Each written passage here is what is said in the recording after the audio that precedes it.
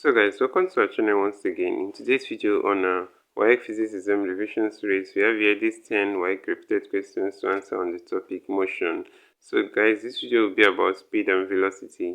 So ensure to stay till the end of this video. Let's go ahead and start with the first question here. It says, which of the following equation represents the distance x traveled by a body moving on a straight road with a constant speed? The other symbols have their usual meaning. So guys, for this, since we have the distance s that is traveled by a body that is moving under constant speed on a straight road, so since there is a constant speed here, it's going to be x is equal to ut. So guys, the answer to this question is option C here, x is equal to ut. So that's it for this question. Let's go ahead and consider the next question, guys. So the next question here says, 4 identical trolleys are loaded with different masses and move along a straight road at the same speed. Which of the following trolleys has the greatest inertia? So guys, in order for you to indicate the lorry that has the greatest inertia, the lorry carrying the greatest load will have the greatest inertia, because the inertia is the ability of this to resist movement when force is applied against it. So guys, if we check here, the first lorry carries a mass of 2 kg, the second is 4 kg, the third is 6 kg, and the last is 8 kg. So the one with 8 kg will resist movement more when force is applied against it. So that's option D here, and that's the answer to this question. So let's go ahead and consider the next question, guys. So we have here question number 3. A car of mass 800 kg moves from rest on a horizontal track and travels 60 meters in 20 seconds with uniform acceleration. Assuming there were no frictional forces, calculate the accelerating force. So guys, in order for us to calculate the force here, let's note that force is mass times acceleration. But here we don't have the acceleration. We can derive the acceleration using this general equation of motion. S is equal to ut plus half at squared. But then guys, u here, which is the initial velocity, is 0. So automatically ut is equal to 0. So if we cancel out ut in this equation, it means s is equal to half at squared. But then we have the s given already as 60 meters, and then we also have the time given as, so we'll square it, which is 400 seconds. So it means that 60 is equal to half times a times 400. So that's actually 200 a. So a becomes 60 over 200. That's like 0.3 here, guys. So in that case, the mass times acceleration will now be 800 kg, which is the mass, times 0.3, which is the acceleration. So when we multiply this, we'll have 240 newtons, and that's option C here. So let's go ahead and consider the next question, guys. So guys, the next question here is question number 4. It says, the area under a velocity time graph represents A, distance, B, acceleration, C, moment, D, speed. So guys, the area under a graph is usually the y-axis times the x-axis. So in a velocity time graph, we have the velocity on the y-axis and the time on the x-axis. So if we multiply these two, velocity times time will give you displacement, which is the distance covered here. So option A here is the answer to this question. Let's go ahead and consider the next question, guys. So the next question here is question number 5. It says, the tendency for a stationary body to continue to remain at rest when a force is applied to it is known as A, friction, B, moment, C, inertia, D, impulse. So guys, the answer to this question is option C, that's inertia. So That's it for this question. Let's go ahead and consider the next question, guys. Alright guys, the next question here is question number 6. It says a car moves with a speed of 30 meters per second.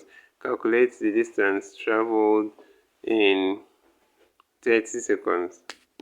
So guys, if we use the formula u plus v over 2 times t, we'll have that s is equal to u plus v over 2 times t. So where u is 30, v is 30, and t is also 30. So that's 30 plus 30 over 2, that's 60 over 2, which is 30, then times 30. So 30 times 30 is 900 meters, and that's option Z here. So let's go ahead and consider the next question, guys. So guys, the next question here is question number 7. It says, a moving body accelerates when its A is acted upon by balanced forces, B maintains a constant linear speed, C changes its direction at constant speed, D covers equal distance in equal times in a straight line. So guys, the answer to this question is option C. A moving body accelerates when it changes its direction at constant speed. So that's it for this question. Let's go ahead and consider the next question, guys. So the next question here is question number 8. It says, a motorist traveling at 72 km per hour had his eyes shut for 0.4 seconds during a hard sneeze. Calculate the distance covered by him during this time interval. So guys, let's note that the distance here covered is the s, and then u is the initial velocity here, which is 72 km per hour. If we convert this to meter per second, we are going to multiply by 1000 and divide by 3600. So guys, with that we have 72,000 over 3600, which is 20. So the time here is given as 0.4 seconds. And guys, since this guy is moving on the same direction at uniform speed, the acceleration is going to be 0 here, which means this cancels out the half at squared part of this equation. 0 times 1 over 2 times t squared is still 0. So in that case, we'll have that s is equal to 20 times 0.4, and that's 8. So the answer to this question is option A, which is 8 meters. So let's go ahead and consider the next question, guys. So the next question we have here is question number 9. It says, a man of mass m experiences a vicious drag F and an upthrust U as he descends towards the ground at a steady velocity using a parachute. If the acceleration of free fall is g, which of the following expression is correct? So we have A, u plus F minus mg is equal to 0. B, F minus u minus mg is equal to 0. C, fu is equal to mg. D, u minus F is equal to mg. So guys, the answer to this question is u plus F minus mg is equal to 0.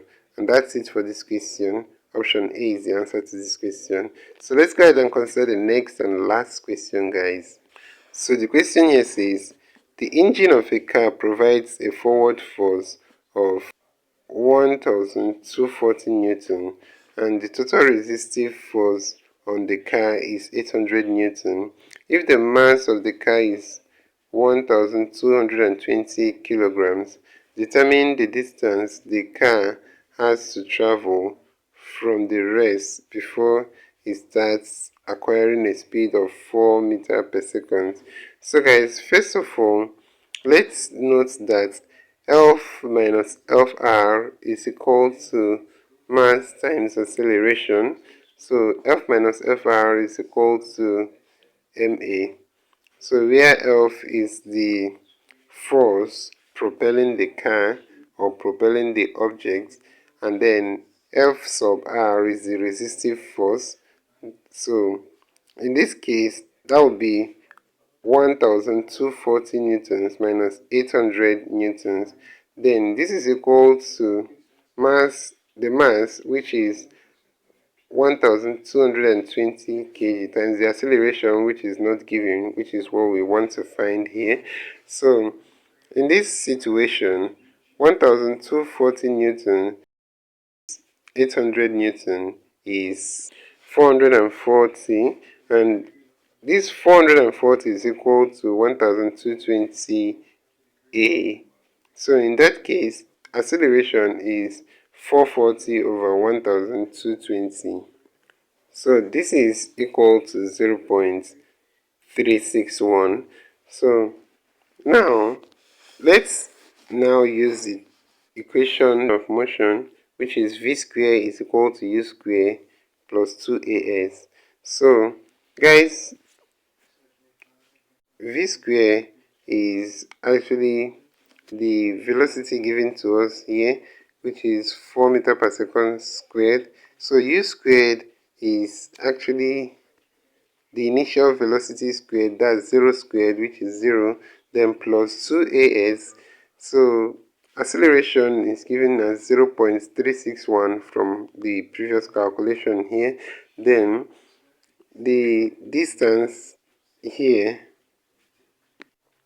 is not given, and that's what we are calculating for, which is s. So in this situation, we have that 4 squared is equal to 2 times 0.361 times s. So if we make s the subject of this equation, we'll have that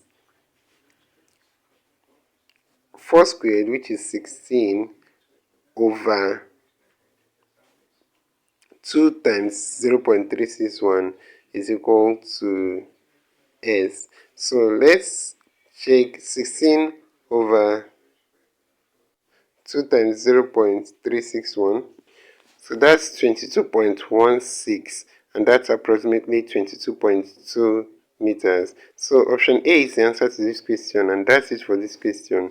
So guys, this is where we'll end this video for today. If you enjoyed this lesson, please give it a thumbs up. Don't forget to subscribe to this channel if you're not yet a subscriber.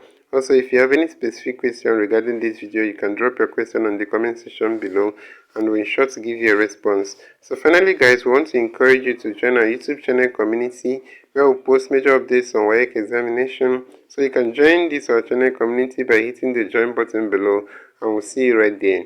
Thank you once again for watching this video, and see you on the next one.